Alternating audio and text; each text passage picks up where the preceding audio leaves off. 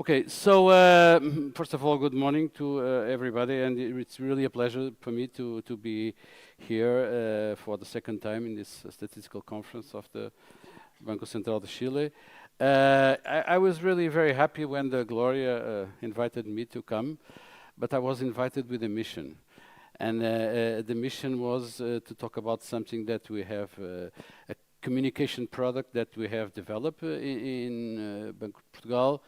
And this is what I want to talk about. So I think it will be a relaxed 20 minutes, 19 at this moment, because what I'm going to do is to tell you a story.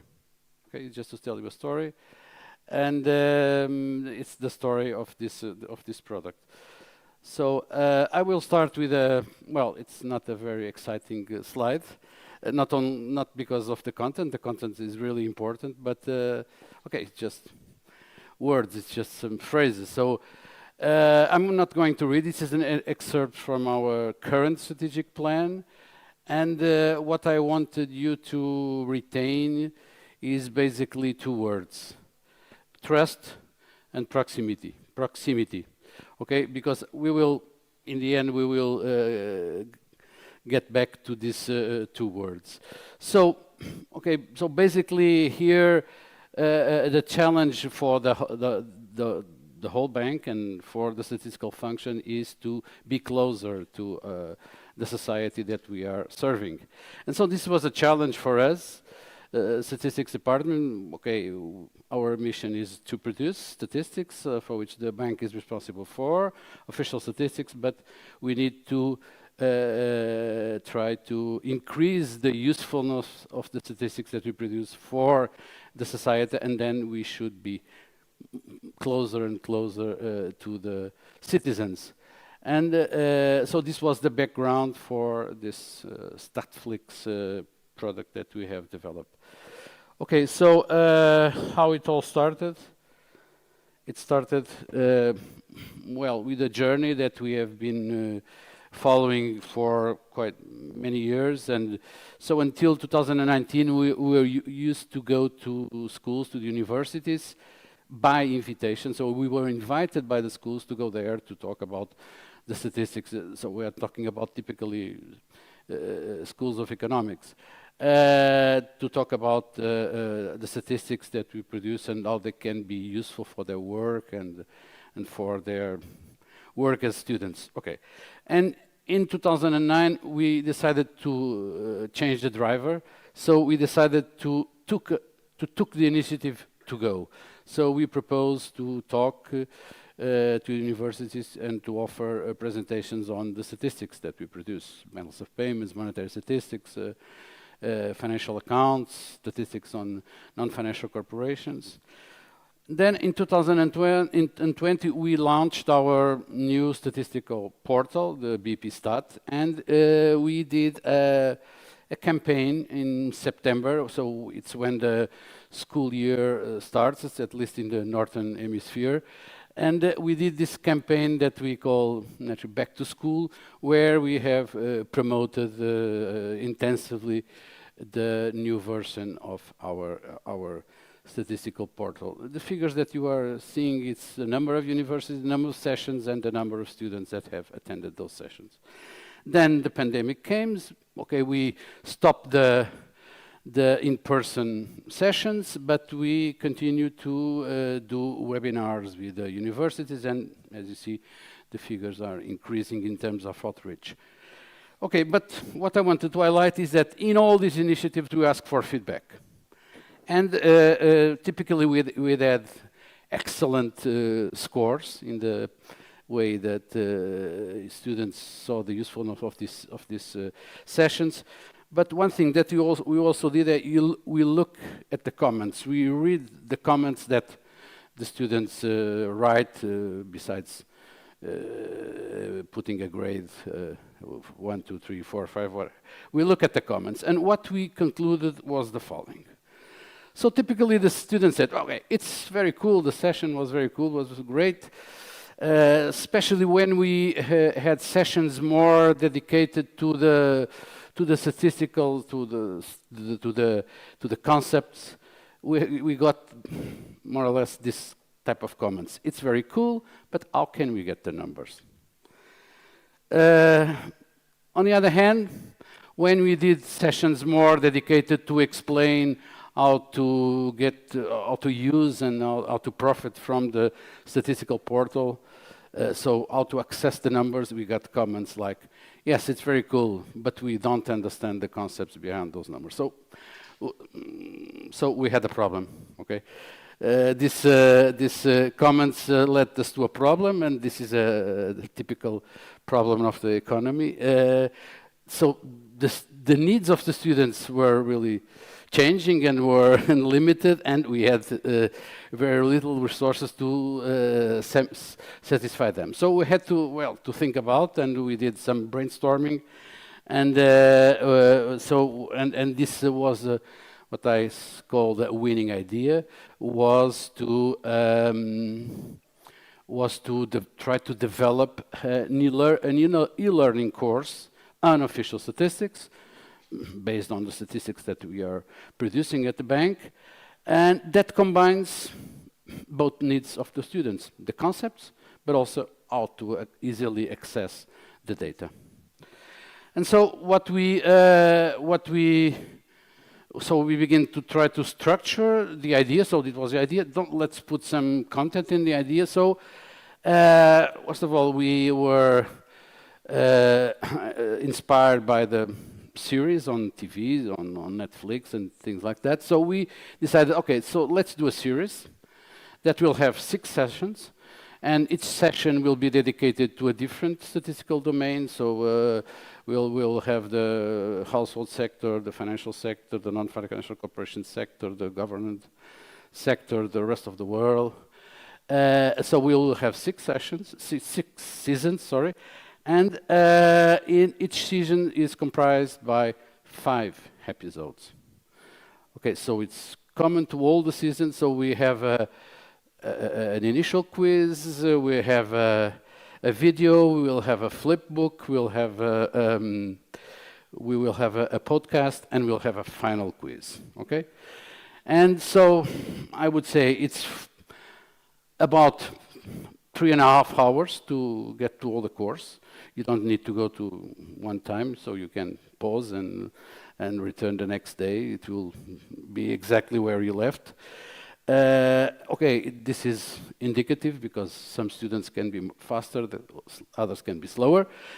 And this course will be available in the universities that want to be partners of the project in their learning management system platform. So every university has this kind of platform, and it's installed by a SCORM file. So this is just the only technical part of this presentation. So SCORM stands for Shareable Content Object Reference Model. So basically, it's a zip file that contains all the components that allow us to have this e-learning course in their LMS platforms. Okay, so we talked with the universities.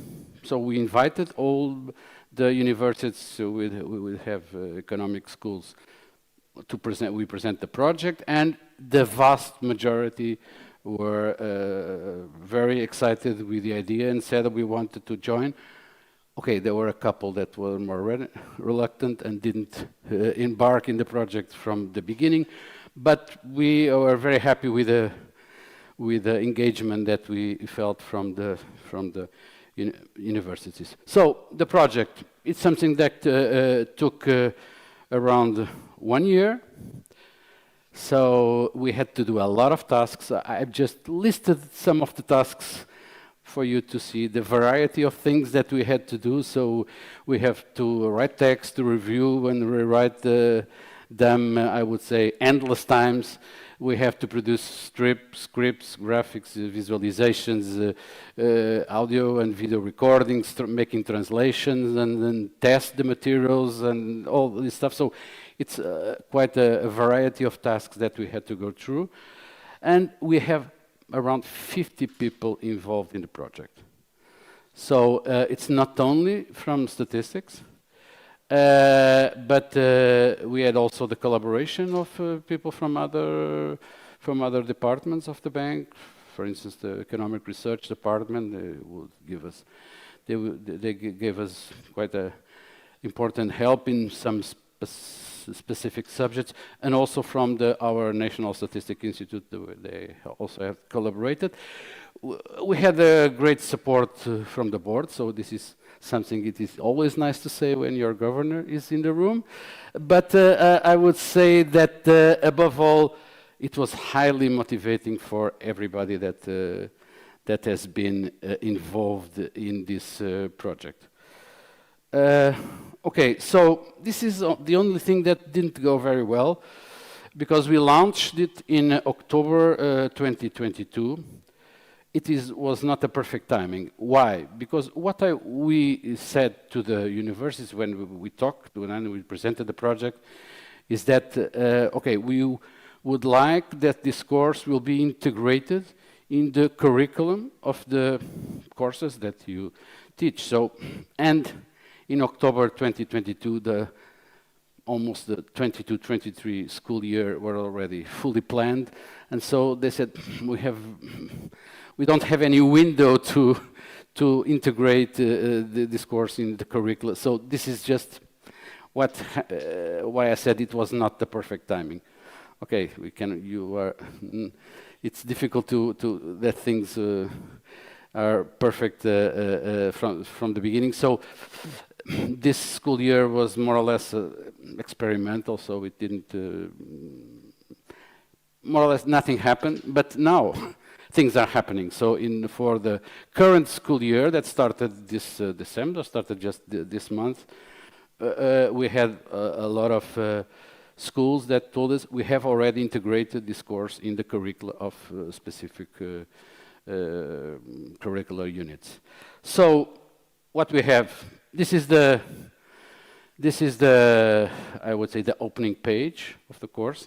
So I had things to show you, but apparently when you try to do these presentations with something live, and here live meaning that I was connected to the system of the Banco of Portugal. That's why I had to do it from my computer and not use the computer.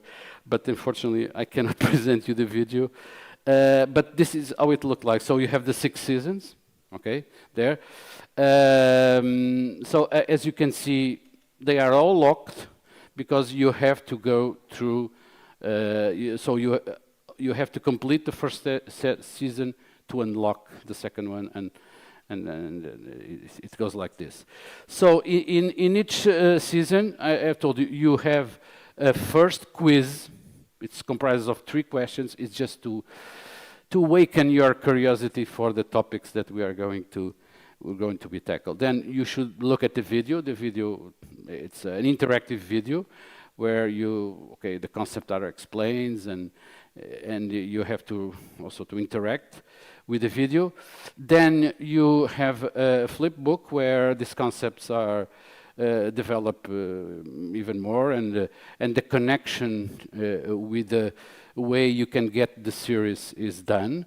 You have a podcast, and a podcast is just an interview with an expert on the topic that will. So it's typically 8, 9, 10 minutes podcast, and then you have the final quiz of the season. And the final quiz, it comprises of, you have to answer correctly to 5 out of 6 questions to be able to complete this season and to unlock the next season. Okay, if you fail, you can do the test. My advice would be, okay, you should go to the materials once again and try to repeat the test, because there's a high probability that the questions will be completely different, because we have a database of 30 questions for each season. So randomly, the system chooses 6 questions. Okay, and so the quiz at the end of each session will count for 10% of your final grade. Okay, so after doing the 6 seasons, you will have a final quiz with a weight of 40%. And this comprises, you will have 7 questions that you will have to give 6 correct answers. And of course, we'll also have a database of questions, so it can also be different from one student to the other. Okay, so I really regret that I couldn't show you the video which presents the course in less than 2 minutes. But so I will move on. Just to say, we have currently six schools on board that has integrated this course into their regular classes, and we are meeting regularly with schools, with teachers, and even with the students' unions to show how is it implemented and how is it going. And we are also doing some what we call special episodes, which we tackle specific topics by means of synchronous sessions on these specific topics. This was about the specific topic about our statistical portal. So I have 3 minutes, I think I'm going to finish earlier. Okay, so we have launched this in 2022. So I believe that probably in 5 years this will be outdated, not in terms of content, but in terms of the technology, okay? So now it looks quite appealing, but probably in 5 years it will look very boring. But I think what is important is that, for me, there are 3 things that will last forever, independently of the technology evolution. The first one is that this product, this communication product, with a target to students of economics and management, that's the target. We used this approach, a user-first approach. So we listened to what the students wanted, what they needed, and tried to develop something that clearly addressed what were their requirements. So I think this will last forever. We use this approach. Second one, okay, I think it clearly addressed what was in our strategic plan. Okay, so the bank should be closer to the society. In this case, it's a specific group of the society.